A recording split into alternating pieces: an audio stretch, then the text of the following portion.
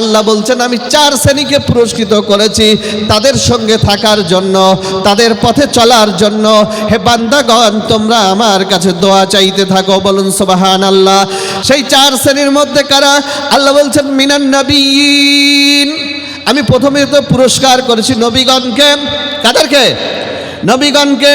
আমি নবীদেরকে প্রথমত পুরস্কার করেছি, তাহলে পুরস্কৃত করেছি আমি, তাহলে থাকার জন্য আল্লাহ পাকের কাছে চাইছি যে আল্লাহ পাক যাদেরকে পুরস্কৃত করেছেন তাদের সঙ্গে থাকা বা তাদের পথে আমাদেরকে পরিচালিত করুন। আল্লাহ বলছেন দ্বিতীয় নম্বর পুরস্কৃত করেছি আমি সিদ্দিকদেরকে। কাদের? সিদ্দিক, যারা আল্লাহ রসুলের কথা শুনেছিলেন আর মেনে নিয়েছিল, যাচাই বাছাই করেন নাই, পরীক্ষা করতে যান নাই, শুনেছে আর মেনেছে। সামি'না ওয়া আতা'না, শুনেছেন আর মেনেছেন। যেমন হযরত আবু বকর সিদ্দিক রাদিয়াল্লাহু তাআলা আনহুর ঘটনা। আবু বকর সিদ্দিক রাদিয়াল্লাহু তাআলা আনহুর কাছে যখন খবর আসছে যে আবু বকর, তুমি যার সহচর্য লাভ করেছো, তুমি যার সঙ্গে সর্বদাই বর্তমানে অবস্থানরত, সেই নবী মুহাম্মদুর রাসূলুল্লাহ সাল্লাল্লাহু আলাইহি ওয়াসাল্লাম, তিনি একটা আজগুবি খবর ছড়াচ্ছেন। বলছে কি? তিনি বলছেন আমি এখান থেকে মসজিদে হারাম থেকে নিয়ে আর বাইতুল মাকদিস আর সেখান থেকে নিয়ে আল্লাহ পাকের আরশ পর্যন্ত ভ্রমণ করেছি। আসার পরে দেখছি উজুর পানিখানা সেখান থেকে গড়িয়ে যাচ্ছে। হে আবু বকর, এ কেমন পাগলের মতো কথা? আবু বকর সিদ্দিক রাদিয়াল্লাহু তাআলা আনহু বলেন, এ কথা কি আমার নবী বলেছেন নাকি? বলছো হ্যাঁ তোমার নবী বলেছে। আবু বকর বলছেন কোনো কথা নাই, আমি শুনলাম আর আমি মেনে নিলাম। বলুন সুবহানাল্লাহ। আল্লাহ রসুল বলেন আজ থেকে আবু বকর আর আবু বকর নয়, আজ থেকে আবু বকর হলেন আবু বকর সিদ্দিক। বলুন সুবহানাল্লাহ। তাই আল্লাহ পাক রব্বুল আলামিন শুধু আবু বকর সিদ্দিক নয়, যারা আল্লাহ রসুলের কথাকে মেনে নিয়েছে, কোরআনের কথাকে মেনে নিয়েছে, সকলেই সিদ্দিকদের অন্তর্ভুক্ত। কিন্তু সিদ্দিকদের সর্দার হলেন হযরতে আবু বকর। বলুন সুবহানাল্লাহ। তাহলে আল্লাহ তাআলা দ্বিতীয় নম্বর কাকে পুরস্কৃত করলেন? সিদ্দিক। তৃতীয় নম্বর আল্লাহ বলছেন তৃতীয় নম্বর আমি পুরস্কৃত করেছি আশ-শুহাদা। শহীদ হলো এক বচন, আর শহীদের বহু বচন হলো আরবিতে শুহাদা। মানে আল্লাহ বলছেন আমি শহীদগণকে পুরস্কৃত করেছি। কোন সেই শহীদ? কারা সেই শহীদের কথা? কোন শহীদের কথা আল্লাহ তাআলা বলতে চেয়েছেন? যারা ইসলামকে রক্ষা করতে, যারা কোরআনকে টিকিয়ে রাখতে, যারা কোরআনের বাণীকে দুনিয়া টিকিয়ে রাখার জন্য আল্লাহ তাআলার হুকুম হয়েছে, নবী পাক সাল্লাল্লাহু আলাইহি সাল্লাম ডাক দিয়েছেন। আর যাদের বুকের তাজা রক্ত থাকতেও তারা কোনো দিন বাড়িতে বসেন নাই, কালেমার দাওয়াতে নবীর সঙ্গে সঙ্গ দিয়েছেন। আর ইসলামের জন্য, কোরআনকে টিকিয়ে রাখার জন্য আক্রমণাত্মক নয়, রক্ষণাত্মক জিহাদ যারা করেছেন তারা, এবং বুকের তাজা রক্ত শুষ্ক মরুর বালিতে ঢেলে দিয়ে মরুবালুকে লাল করে দিয়েছিলেন, তারা হলেন শহীদ। আল্লাহ বলছেন আমি এই শহীদদেরকে পুরস্কৃত করেছি। বলুন সুবহানাল্লাহ। আর চতুর্থ নম্বর আল্লাহ বলছেন আমি পুরস্কৃত করেছি ওয়াস-সালিহিন। কাদের? সালেহীন। এই সালেহীনদেরকে আমি আল্লাহ পুরস্কৃত করেছি। এই সালেহীন কারা? এই সালেহীন কারা? কোরআনের ভাষায় সালেহীন বলতে আল্লাহ পাক রব্বুল আলামিন বলেছেন সূরাতুল বাকারা আয়াত নম্বর 187, আয়াত নম্বর 187 নিচের দিকে একটা খণ্ডাংশ রয়েছে। আল্লাহ পাক রব্বুল আলামিন বলেন তাযাওয়াদু ফা ইন্না খায়রাজ যাদিত তাকওয়া। হে মুমিনগণ, তোমরা পাথেয় অবলম্বন করো, আর সর্বোৎকৃষ্ট পাথেয়, সর্বোৎকৃষ্ট কর্ম, সর্বোৎকৃষ্ট আমল হলো তোমাদের জন্য তাকওয়া। বলুন সুবহানাল্লাহ। হাদিসের ভাষ্য অনুযায়ী যারা তাকওয়ার একেবারে উচ্চ দরজায় পৌঁছে গেছে, তাকওয়ার উচ্চ শিখরে যারা পৌঁছে গিয়ে মানুষকে আহ্বান করছেন, তারাই হলো বর্তমান যুগের সালেহীন, অর্থাৎ কামেল ওলি আল্লাহ। বলুন সুবহানাল্লাহ। যে কামেল ওলি আল্লাহর ব্যাপারে আমি নামাজের মধ্যে চাইছি আল্লাহ তাআলা তাদের পথে আমাদেরকে চালান, আর নামাজের বাইরে এসে বলছে কামেল ওলি আল্লাহ মানা লাগবে না, কোরআন আছে আর হাদিস হাদিস আছে, আর রসুলকে নেতা বলে মেনে নিলেই হয়ে যাবে।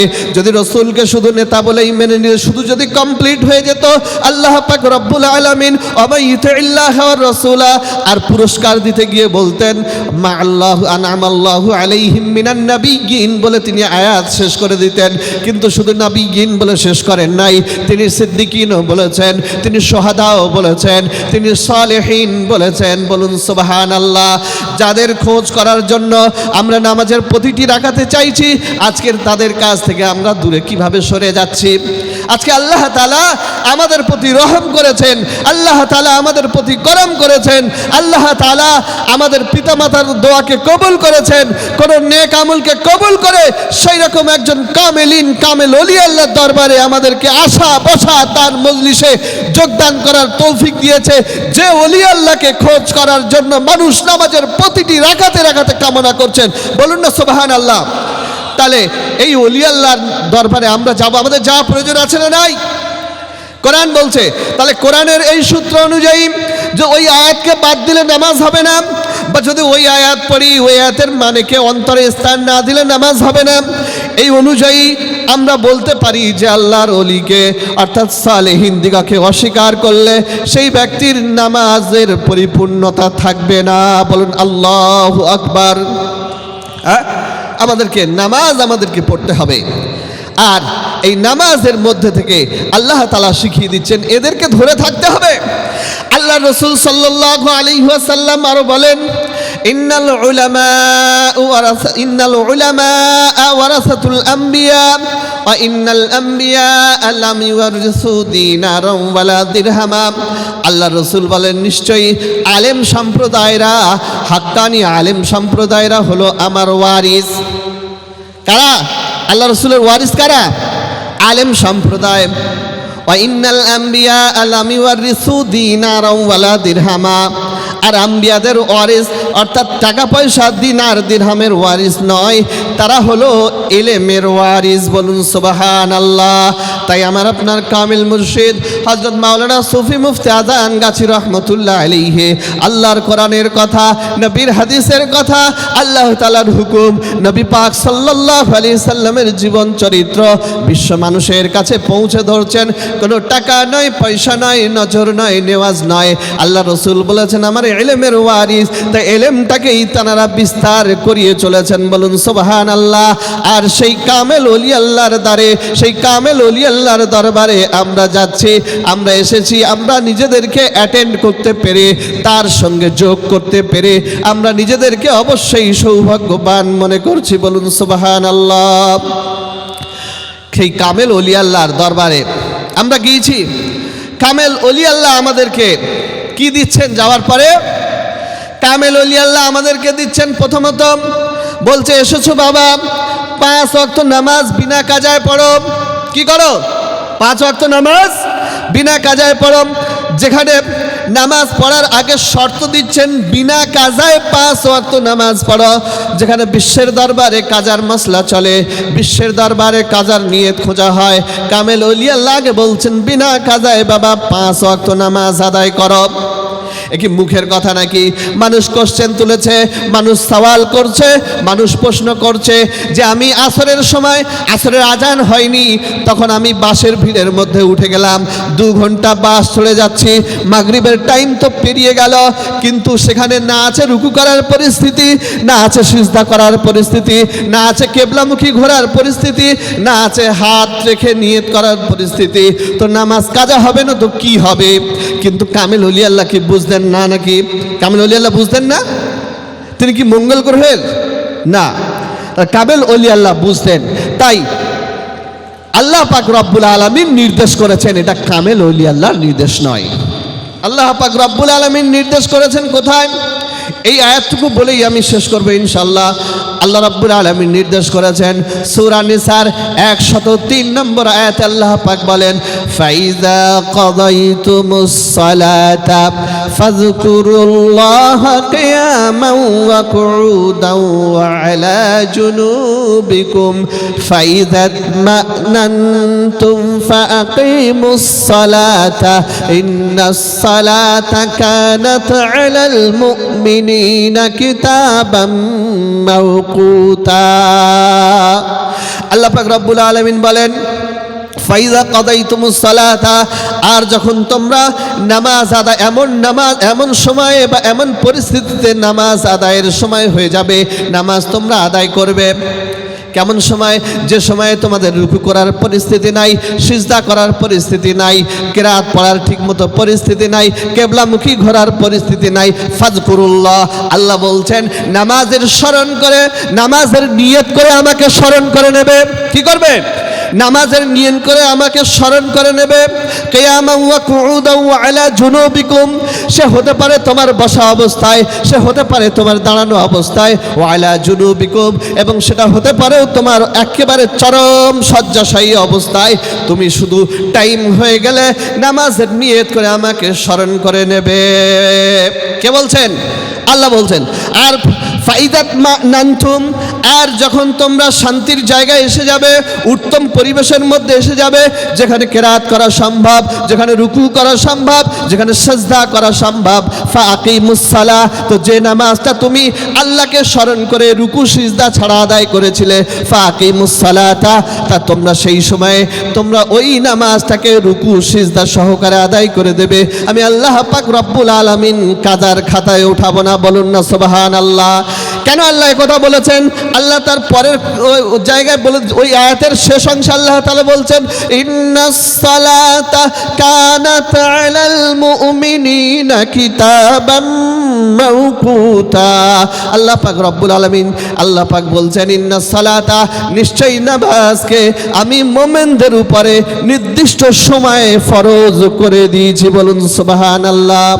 আর এই আয়াতের এই অংশটা মসজিদের যে টাইম সূচির যে বোর্ড আছে, প্রায় মসজিদের বোর্ডে এটা লেখা থাকে, ইন্নাস সালাতা কানাত আলাল মুমিনিনা কিতাবাম মাওকুতা।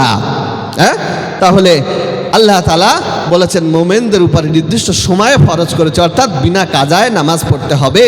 আসরের নামাজ মাগরিবে নয়, জোহরের নামাজ আসরে নয়, ঈশার নামাজ ফরজে নয়। আল্লাহ পাক রব্বুল আলামিন আমাদের সকলকে বিনা কাজায় 5 ওয়াক্ত নামাজ, সাথে সাথে হাক্কানি ওজিফা, সাথে সাথে হালাল লুজি এবং সাধ্যমতো পরহেজগারি করার সকলকে তৌফিক এনায়েত করুক। সকল বলেন আল্লাহুম্মা রাব্বানা আমিন। ওয়া আখিরি দাওয়ানা আনিল হামদুলিল্লাহি রাব্বিল আলামিন। হাক্কানি দরুদ শরীফ। আল্লাহুম্মা সাল্লি ওয়া সাল্লিম।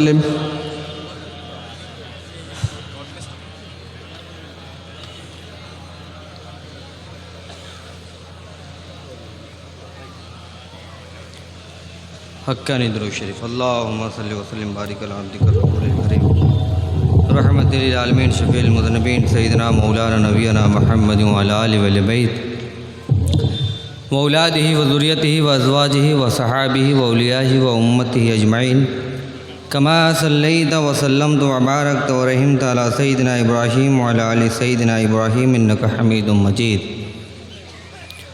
नहमदुहु व नुसल्ली अला रसूलिहिल करीम अम्मा बाद। फ़अऊज़ु बिल्लाहि मिनश शैतानिर रजीम। बिस्मिल्लाहिर रहमानिर रहीम। वल्तकुम मिनकुम उम्मतुन यदऊना इलल खैर व यामुरूना बिल मारूफ व यनहौना अनिल मुनकर व उलाइका हुमुल मुफ्लिहून। सदक़ल्लाहुल अज़ीम। दुरूद शरीफ पढ़ें।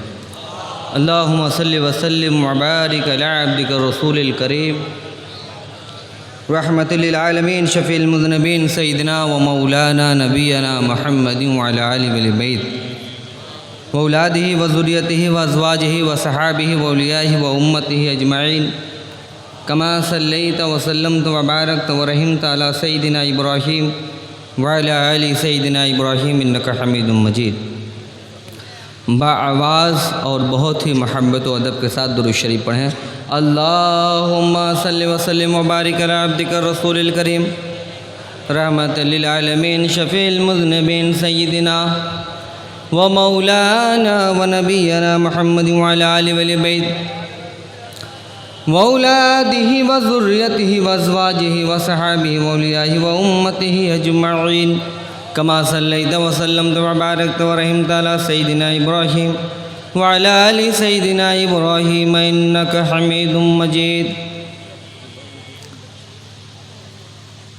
معزز سامعین کرام، عزیزان ملت اسلامیہ، میری پردہ نشین ماں اور بہنیں، عزیز ساتھیوں، بزرگوں، السلام علیکم ورحمۃ اللہ وبرکاتہ۔ اللہ تبارک و تعالیٰ کا بڑا فضل و کرم احسان ہے کہ اس پاک پروردگار نے ہم سبوں کو اس پاک نورانی قرآنی رحمانی مجلس میں آنے کی اور بیٹھنے کی توفیق عطا فرمائی۔ یہ ممبر رسول ہے، یہ ممبر رسول ہے اور بہت ہی ادب کی جگہ ہے۔ میں اس لائق نہیں کہ اس پاک ممبر پر کھڑا ہو کر کے کچھ بیان کر سکوں، بس حکم کی تعمیل کے لیے حاضر ہوں۔ اگر میرے زبان میں بیان میں کسی قسم کی غلطی ہو جائے تو اللہ واسطے معاف فرمائے۔ آج یہ مبارک دن، یہ نورانی محفل سجی ہے، اس کے پیچھے کیا مقصد ہے؟ اس کے پیچھے ایک بہت بڑی مقصد ہے، اور وہ مقصد یہ ہے کہ اسی زمین سے ایک مرد مجاہد اٹھا، اسی پاک سرزمین سے کامل اولیاء اللہ اٹھا، ایک درویش، ایک بزرگ اٹھا جو حقانیت کے علم کو اپنے ہاتھوں میں لے کر دنیا کے کونا کونا گوشہ گوشہ میں یہ پیغام پہنچایا کہ اے دنیا والو، اللہ اس کے رسول کی حقانیت کو قبول کرو، اور اپنے ایمان کو اگر اپنے دل میں نور داخل کرنا ہے تو حقانی انجمن دربار میں آؤ اور کامل اولیاء اللہ کے فیوز و برکات سے اپنے سینے کو معمور و معمول کرو۔ میرے عزیزوں، کوئی صاحب کہہ رہے تھے کہ اگر حقانی انجمن دربار میں لوگ ایک دوسرے کے ہاں کھانے سے پرہیز کرتے ہیں، دعوت میں آتے ہیں جاتے ہیں لیکن کھاتے نہیں، اس سے تو ان کا رشتہ کمزور ہو جائے گا، سیاسی اور سماجی معاملات ان کے بکھر جائیں گے، لوگوں سے تعلقات ان کے کمزور ہو جائیں گے۔ اس وجہ سے کیونکہ وہ لوگوں کے ہاں کھانے پینے کا جو معاملہ ہے اس سے پرہیز کرتے ہیں۔ میرے عزیزوں، آپ کو ایک چیز غور کرنی ہے کہ جس زمین پر آج ہم بیٹھے ہیں، کیا یہ شیخ، کیا یہ مرشد، کیا یہ کامل اولیاء اللہ کو ہم نے کبھی دعوت دیا تھا؟ ایک مثال بول رہا ہوں، نہیں دیا تھا۔ ہم نے تو ان کا چہرہ بھی نہیں دیکھا، جو خوش نصیب تھے انہوں نے دیکھا ہوگا۔ ہم نے ان کو دعوت نہیں دیا، یا ان کے دولت کھانے پر ہم دعوت کھانے کبھی نہیں آئے، تو آج یہاں کیوں آئے ہوئے ہیں؟ کیوں؟ ہم نے تو ان کو جانا نہیں، انہوں نے ہم کو جانا نہیں، تو پھر یہاں ہم کیسے چلے آئے؟ یو پی سے، بہار سے، بنگال سے، اڑیسہ سے، جاپان سے۔ میرے عزیزوں، وہ دنیا داروں کا سوچ ہے کہ اگر ہم کسی کے ہاں نہیں کھائیں گے یا نہیں جائیں گے تو ہمارا دنیاوی رشتہ کمزور ہو جائے گا، لیکن اللہ کہتا ہے جس کا رشتہ اللہ سے مضبوط ہو گیا، ساری کائنات اس کے تابعداری میں ہو جایا کرتی ہے۔ آج وہ کامل اولیاء اللہ جس کو ہم نے کبھی نہیں دیکھا، ان سے ہم نہیں ملے، لیکن وہ اللہ کے ولی جو ہو گئے، اللہ کو مانا جو انہوں نے، اللہ کو قبول جو انہوں نے کر لیا، اور اللہ نے انہیں جو قبول کر لیا، مجبور کر دیا ساری دنیا کے لوگوں کو ان کے در پہ لا کے بیٹھانے کے لیے۔ تو اگر اللہ کی مرضی میں، اگر اللہ کی خوشنودی کے لیے، اگر اللہ کی رضا کے لیے، اللہ کو خوش کرنے کے لیے اگر پرہیزگاری کرتے ہو، تقویٰ کرتے ہو، تو یاد رکھو جو آج تمہاری مخالفت میں ہے، کل وہی تمہارے ساتھ کھڑے ہو جائیں گے، کیونکہ یہ اللہ کا نظام ہے۔ یہ شریعت مصطفیٰ صلی اللہ علیہ وسلم ہے، یہ دربار حقانی انجمن ہے، یہ بات قرآن مجید کی ہے۔ یہاں پر کوئی اپنے گھر کی بات نہیں بتاتا، اپنے گھر کی تعلیم و تربیت کی، کسی کو درس و تدریس کی بات نہیں کرتا، بلکہ جو بھی اس ممبر پہ کھڑا ہو کر بیان کرتا ہے وہ اللہ، اس کے رسول اور کامل اولیاء اللہ کی بات ہی بیان کرتا ہے۔ میرے عزیزوں، قرآن کریم میں اللہ تبارک و تعالیٰ نے ارشاد فرمایا آل عمران 104 نمبر آیت کے اندر کہ اور تم میں ایک جماعت ایسی ہونی چاہیے جو لوگوں کو نیکی کی طرف بلائے اور اچھے کام کرنے کا حکم دے اور برے کاموں سے منع کرے، اور بے شک یہی لوگ کامیاب لوگ ہیں۔ ایک سوال ہے میرے دوستوں،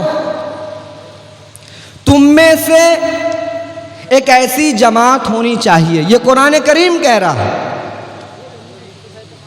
ایک بار حقانی درود شریف پڑھیں، اللہم صلی وسلم بارک علی عبدک الرسول الکریم رحمت للعالمین شفیع المذنبین سیدنا مولانا نبینا محمد وعلی آلہ وعلی بیتہ واولادہ وذریتہ وازواجہ وصحابہ واولیاء وامتہ اجمعین کما صلیت وسلمت وبارکت ورحمت علی سیدنا ابراہیم وعلی آل سیدنا ابراہیم انک حمید مجید۔ ایک بار اور پڑھیں، اللہم صلی وسلم وبارک علی عبدک الرسول الکریم رحمت للعالمین شفیع المذنبین سیدنا و مولانا نبینا محمد وعلی آلہ وعلی بیتہ واولادہ وذریتہ وازواجہ وصحابہ واولیاء وامتہ اجمعین۔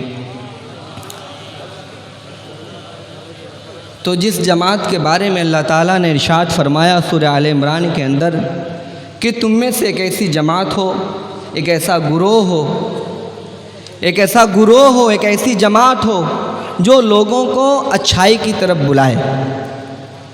آپ بتائیں کہ حقانی انجمن دربار میں اگر کوئی آتا ہے تو اسے کیا تعلیم ملتی ہے؟ اس کو تعلیم ملتی ہے بابا 5 وقت نماز کی پابندی کرو، بنا قضا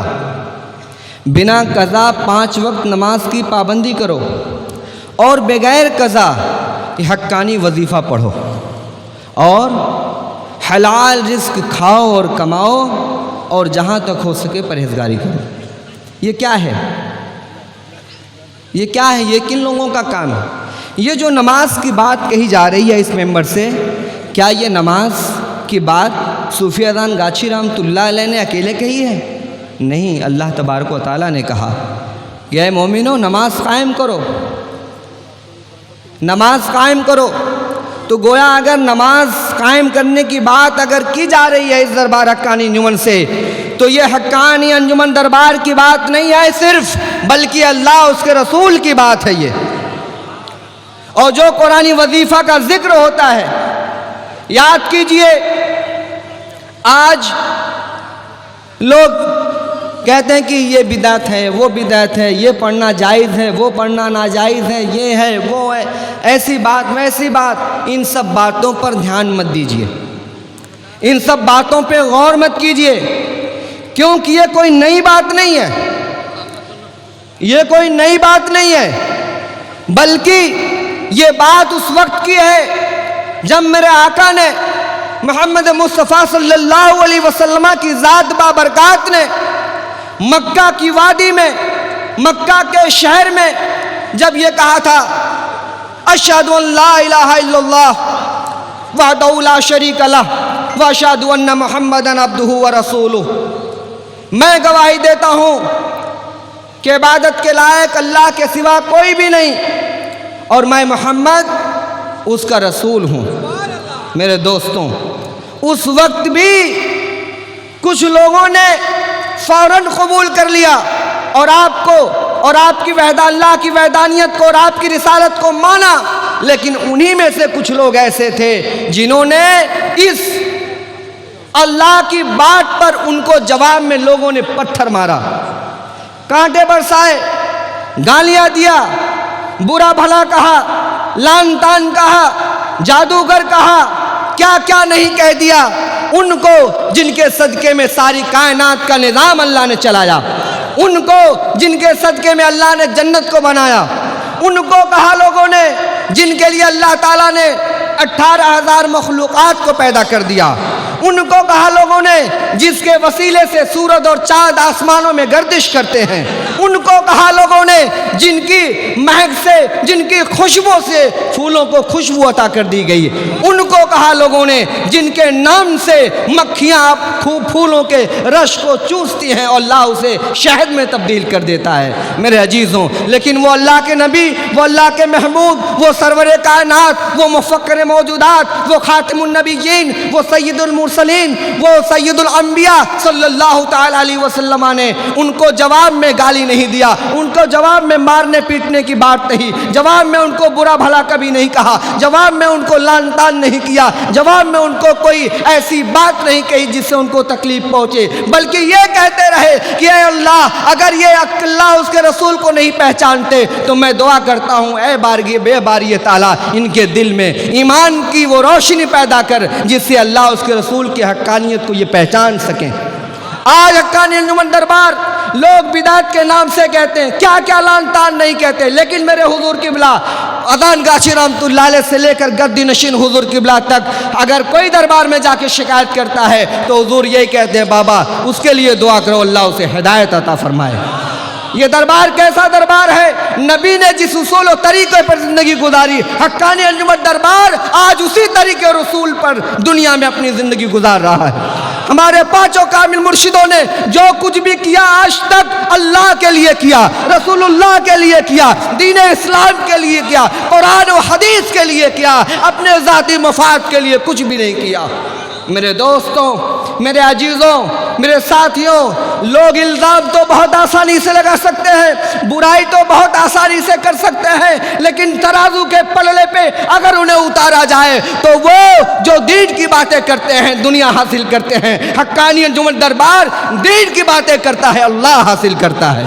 میرے دوستوں، نذرانہ اور چندے کی یہاں بات نہیں ہوتی، یہاں پر حقانی انجمن قرآن و حدیث کی بات ہوا کرتی ہے۔ یہاں بلڈنگ بنگلہ اور گاڑی کی بات نہیں ہوتی، یہاں پر سید المرسلین کے کھجور کی چٹائی کی بات ہوا کرتی ہے۔ آج لوگ دنیا میں بہت باتیں کر لیا کرتے ہیں، لیکن آؤ اگر حقانیت کو دیکھنا چاہتے ہو، اللہ کے رسول صلی اللہ علیہ وسلم کی زندہ سنت کو دیکھنا چاہتے ہو تو دنیا کا چکر پہلے لگا لو، اس کے بعد آؤ حقانی انجمن دربار میں دیکھو 1400 سال پہلے جس کھجور کی چٹائی پر محمد عربی صلی اللہ علیہ وسلم بیٹھا کرتے تھے، آج گدی نشین حضور قبلہ دامت برکاتہ اسی کھجور کی چٹائی پر بیٹھے ہوئے۔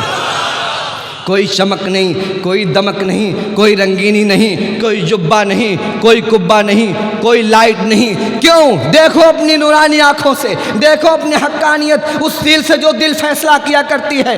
دنیا کے نظاروں میں روشنی ملے گی لیکن حقانی کے نظارے میں روحانیت ملے گی، اللہ کا نور ملے گا۔ وہ شیخ ایسا کامل ہے، دنیا کا گنہگار سے گنہگار جب حقانی دربار میں آتا ہے تو اللہ تعالیٰ اسے ایماندار بنا دیتا ہے، اللہ اسے اپنا دوست بنا لیتا ہے۔ لوگ کہتے ہیں حقانی انجمن دربار میں عالم نہیں ہے، یاد رکھو تم اس عالم کی بات کرتے ہو جو کتاب پڑھ کے عالم بنا، لیکن میرے دربار میں ایک ایسا عالم بیٹھا ہوا ہے جو تمہارے دل کی بھی خبر رکھتا ہے، تمہارے گھر کی بھی خبر رکھتا ہے، تمہارے دادا بابا کی بھی خبر رکھتا ہے۔ اور ایسے دربار میں اگر آؤ گے تو قسم با خدا کی وہ علم تمہیں ملے گا جس علم کی خبر تمہیں نہیں ہے، وہ نالج تمہیں ملے گی جس کا عطا پتہ تمہیں نہیں ہے، وہ ایمان تمہیں ملے گا جس سے تمہاری 7 نسلیں پاک ہو جائیں گی اور اللہ انشاءاللہ تعالی روز محشر میں جنتیوں کے ساتھ حساب کر دے گا۔ یہ معمولی دربار ہے، یہ معمولی دربار ہے، یہ بلڈنگ بنانے والا دربار ہے۔ میں کسی کے اوپر تنتولی بول رہا ہوں، حق ہے یہ۔ قرآن نے کہا اے محبوب، اے رسول، آپ لوگوں کی حق بات بتاتے ہیں، لوگوں کو دین کی بات بتاتے ہیں، ان سے کوئی اجرت نہیں لیتے، آپ کی اجرت اللہ کی طرف، کہیے سبحان اللہ، رسول اللہ کی اجرت اللہ کی طرف، کامل اولیاء اللہ کی اجرت اللہ کی طرف، کامل فقیروں کی اجرت اللہ کی طرف، خلفائے راشدین کی اجرت اللہ کی طرف، سید المرسلین کی اجرت اللہ کی طرف، सारे अइम्मा इकराम की उजरत अल्लाह की तरफ, शोहदा की उजरत अल्लाह की तरफ, दुनियादारों की उजरत दुनिया में, अल्लाह वालों की उजरत अल्लाह की बारगाह मुकद्दसा में कल रोज़े महशर में मिलेगी। जब आज इस तपती हुई धूप में आप बैठे हुए हो, कल इंशाअल्लाह ताला वो तपता हुआ धूप जो सवा नेज़े पर खड़ा होगा, ज़मीन ताबे की होगी। आज ये जो पसीने से तरबतर हो, कल मुर्शिद के सामियाने में आओगे, कल रहमत भरे सामियाने में आओगे। वो नबी जिसका कलमा हम पढ़ते हैं और वो अली जिसकी बारगाह में हम बैठा करते हैं, कहेगा ये मेरा वो मुरीद है जो तकवा किया अल्लाह के लिए, जो परहेजगारी किया अल्लाह के लिए, जो नमाज पढ़ा अल्लाह के लिए, जो कुरान पढ़ा अल्लाह के लिए। लोग इसको बुरा कहते थे, जवाब नहीं देता था, क्योंकि ये अल्लाह की रज़ा के लिए इबादत किया करता था, अपने आप को मुत्तकी कहलाने के लिए नहीं, अपने आप को नमाजी कहलाने के लिए नहीं, अपने आप को आलिम कहलाने के लिए नहीं, बल्कि अगर ये दरबार में जुड़ा और बैठा रहा तो ये अल्लाह उसके रसूल की ताबेदारी के लिए बैठा रहा, अल्लाह उसके रसूल की रज़ा के लिए बैठा रहा। जो तकलीफ़ें मुसीबतें लान तान ये दुनिया में बर्दाश्त करके आया है, अल्लाह कहेगा इस रोज़ महशर में तुम्हें कुछ बर्दाश्त नहीं करना है, अल्लाह की रहमत जोश में आएगी। और सारे वजीफ़ा पढ़ने वाले, नमाज की पाबंदी करने वाले, तकवा अख्तियार करने वाले, परहेजगारी करने वाले और मुर्शिद से मोहब्बत व अकीदत रखने वाले, चाहे दुनिया के किसी कोने में रहो, अल्लाह की रहमत इंशाअल्लाह ताला हम सबों को जन्नत में दाखिल करेगी। ये दरबार अल्हम्दुलिल्लाह हम लोग पहचान नहीं पाते, हम लोग जान नहीं पाते, हम लोग समझ नहीं पाते। आज हमारे बच्चों को लोग बहकाते हैं, हमारे बच्चों को लोग भड़काते हैं, कहते हैं तुम किस दरबार में चला गया, वहाँ कोई आलिम नहीं है। मेरे दोस्त, तो आपसे इल्तिमास है, आपसे गुजारिश है, आपसे आरज़ू व तमन्ना है, मिन्नत है कि अपने बच्चों को मुर्शिद से मुलाकात करवाइए, अपने बच्चों को मुर्शिद के पास लाइए और बिठाइए और कहिए हुजूर किबला अपनी पाक दुआओं से मेरे बच्चे की तरफ देखिए, अपनी पाक नज़रों से, ताकि ये ता क़यामत इसकी नस्ल ईमान की दौलत की हलावत पाती रहे। याद रखिए, अगर मुर्शिद के दरबार में अपने बच्चों को ले जाके बिठाया, हुजूर किबला से आपने मुलाकात कराया, तो शैतान कभी बहका नहीं पाएगा, कभी बहका नहीं पाएगा इंशाअल्लाह। और जो लोग बुरा भला कहते हैं उनको कहने दीजिए, उनका कोई जवाब नहीं देना है। ये बुरा भला कहा जाना आज से नहीं है, हुजूर के ज़माने से है, सहाबियों के ज़माने से है, अइम्मा मुज्तहिदीन के ज़माने से हैं, जितने भी औलिया अल्लाह आए उन सबों के ज़माने से है कि लोगों ने अच्छों को भी बुरा कहा है। और आज अगर दरबार को लोग बुरा कहने की कोशिश कर रहे हैं तो आप ये ज़रा भी ख्याल न करें कि उनके कहने से दरबार बुरा हो जाएगा। याद रखिए, जब जब इंसान हक़ को दबाने की कोशिश करता है, तब तब हक़ उस दबाने की वजह से और ज़्यादा बढ़ा करता जाता है, और बुलंदियों पर जाता है, और ऊंचाइयों पर जाता है। याद रखिए, ये दरबार का चिराग कभी बुझेगा नहीं। मौलाना अल्लामा इकबाल ने कहा कि तमन्ना है अगर दिल में तो खिदमत कर फ़कीरों की, तमन्ना है अगर दिल में तो खिदमत कर फ़कीरों की, नहीं मिलते हैं वो गौहर बादशाहों के ख़जाने में। अल्लाह तबारक व तआला से दुआ है कि ए मौला, हम लोगों को, हमारे आने वाली नस्लों को, ता क़यामत दुनिया के सारे इंसानों को ए अल्लाह का दरबार में आने की, नमाज पढ़ने की, वजीफ़ा पढ़ने की, हलाल खाने और कमाने की, और तकवा परहेजगारी करने की, और औलिया अल्लाह से मोहब्बत करने की, और सुन्नत जमात पर हक्कानियत के साथ कायम रहने की अल्लाह तौफीक अता फरमा। वमा अलैना इल्लल बलाग। हक्कानी दुरूद शरीफ। अल्लाहुम्मा सल्लि व सल्लिम व बारिक अला अब्दिका रसूलिका कमा सल्लैत व सल्लमत व बारक।